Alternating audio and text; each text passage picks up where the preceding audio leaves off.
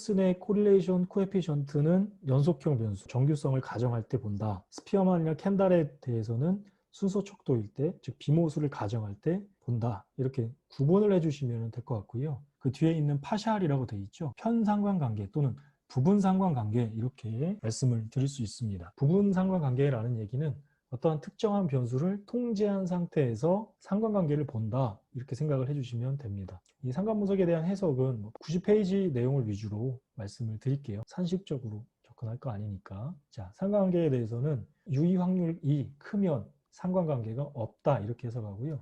유의 확률이 0.05보다, 유의 수준보다 작으면 상관관계가 있다라고 해석하죠. 이때 상관관계에는 상관계수에 대한 직선에 모든 점들이 스캐터 플롯에 있는 다 포함이 되면, 직선으로 들어올 수 있으면 P값은 자동적으로 작아진다고 말씀을 드렸죠. 그게 아니라 점들이 다 산발적이고 어떻게 그리더라도 크게 문제가 없는 상황이다 라고 하면 상관관계가 없다, 해석을 하는 겁니다. 상관관계에 대한 해석 기준이 일반적으로는 0.3보다 컸으면 좋겠다, 이렇게 얘기를 하죠. 0.3보다 크면 어느 정도의 뚜렷한 관계가 있다. 음의 관계, 양의 관계, 포지티브, 네거티브, 부적 관계, 정적 관계, 이렇게 표현이 됩니다. 절대값 기준으로 0.3 이상의 관계성이 나오길 우리는 바라고 있다. 91페이지에 대한 내용은 이 상관분석에 대한 표와 해석을 제가 간단하게 넣어드렸고요. 이 표는 분석한 결과를 파내기, 우리가 출력 결과에서 파일에 내보내기해서 엑셀 파일로 저장한 것들을 편집을 해서 제시해드린 해석처럼 별도로 수정을 추가로 해주시면 됩니다. 뒤에 에스터리스크가 붙어 있는 거는 당연히 상관관계가 있는 거죠. 키하고 몸무게는 관계가 있더라, 뚜렷한 관계가 있더라, 이렇게 해석을 합니다. 이 상관관계가 중요한 이유가 바로 인과관계를 보기 위해서 전초전 같은 역할을 하는 거죠. 그래서 종속변수라고 정해놓은 어떤 특정한 변수와 독립변수의 역할을 하는 여러 가지 변수들끼리의 개별적인 관계, 종속과 독립 1, 종속과 독립 2, 종속과 독립 3, 이렇게 개별적인 관계들이 충분히 상관관계를 보이면 그 변수를 우리는 독립변수로서 쓸 수 있겠다 생각하는 겁니다. 통계학적 관점에서는 피처 셀렉션이라고 해서 특정한 변수를 뽑아가지고 어떤 모델링을 할 때 기본적으로 상관관계에 대한 개념을 적용을 하죠. 그래서 빅데이터 관점에서는 거리에 대한 개념뿐만 아니라 이런 상관관계, 즉 패턴에 대한 개념들도 같이 활용을 합니다. SPSS로 한번 같이 살펴보도록 하겠습니다. 파일을 불러오죠. 상관분석, 나이키 있습니다. 불러온 데이터는 사실 제일 먼저 해야 되는 게 아이디를 제외하고 걔네들의 갖고 있는 속성, 즉 연속형 변수, 이산형 변수인지를 파악하고 기술 통계 분석을 해야 됩니다. 빈도 분석은 연속형 변수가 아니라 이산형 변수에 어울리는 거고, 기술 통계, 즉 평균 표준 편차를 계산하는 거는 연속형 변수에 어울리죠. 사실 그래서 그런 작업을 먼저 항상 하시고 진행을 하셔야 됩니다. 한 가지 팁을 드리자면, 이렇게 선택을 하신 다음에 요즘엔 메뉴가 잘 돼 있어서요, 여기 위에 보시면 뷰라고 돼 있는 부분이 있어요. 뷰라고 이렇게 돼 있는 부분, 이거를 클릭을 해서 빈도 분석에 대한 결과들이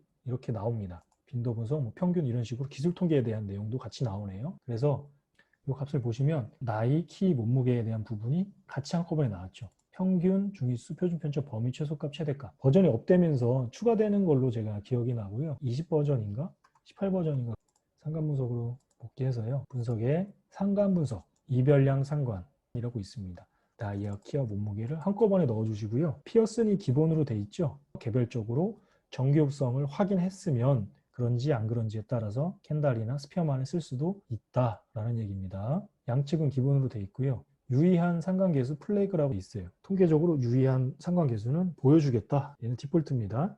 확인. 이 표가 아까 우리가 봤던 91페이지에 나와 있는 표랑 똑같은 얘기입니다. 이 1을 기준으로 위에 부분은 상관계수만 남겨놓고 나머지는 다 지운 겁니다. 이게 피어슨의 코릴레이션 코에피션트를 보는 겁니다. 마치 빈도 분석하듯이 상관분석이라는 옵션에 들어가서 원하는 변수만 넣고 확인만 해주시면 결과가 제시가 됩니다. 편상관계수에 대해서만 간단하게 보겠습니다. 분석에 상관분석에 가서 여기 편상관이라고, 아까 상관분석에 관계가 있었던 친구가 누구냐면 키하고 몸무게의 관계를 보고 싶은데 여기에 통제를 하겠다라는 변수를 나이로 넣어주는 겁니다. 확인을 해보면 결과가 나오는데 아까 0.677이었어요.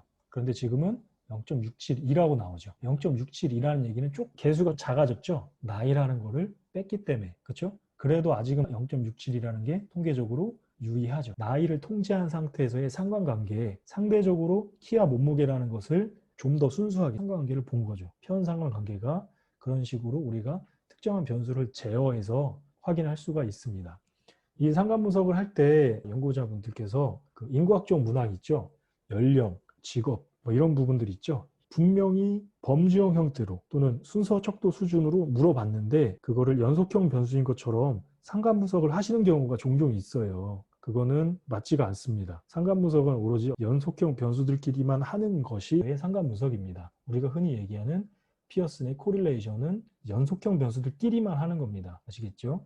혹여나 보시는 레퍼런스들에서 성별도 상관분석을 할 때 들어가 있고 뭐 연령도 들어가 있고 뭐 더미 분석 처리했으니까 관계없어 이렇게 더미도 사실은 0하고 1밖에 없잖아요. 그런데 그걸 가지고 연속형이다라고 얘기하면 되죠. 한 가지 팁을 드리자면 근데 여러분들 제가 아웃풋을 이렇게 빼낼 때 저는 분명히 이렇게 특이하게 나오잖아요. 근데 여러분들은 아마 네모 박스로 나오시는 분들이 많으실 거예요. 편집에 가시면 옵션이 있어요. 옵션을 클릭하시면 여기에 이렇게 화면이 하나가 뜨는데 피벗표, 표 모양이 있는데 여러분들은 아마 시스템 기본값으로 돼 있을 거예요. 아카데믹을 선택했으니까 옆에 보이시는 것처럼 표가 이렇게 나오는 거예요. 네. 그리고 여기에 보시면 언어도 있어요. 출력 결과를 한국어로 뽑아내느냐 아니면 인터페이스를 다른 걸로 하느냐 뭐 영어로도 할 수 있잖아요. 이렇게 선택을 해서 여러분들이 적용 확인을 하시면 저랑 똑같은 수준으로 결과를 확인하실 수 있습니다. 이거는 한 가지 팁을 더 드린 겁니다. 회귀 분석으로 바로 넘어가죠.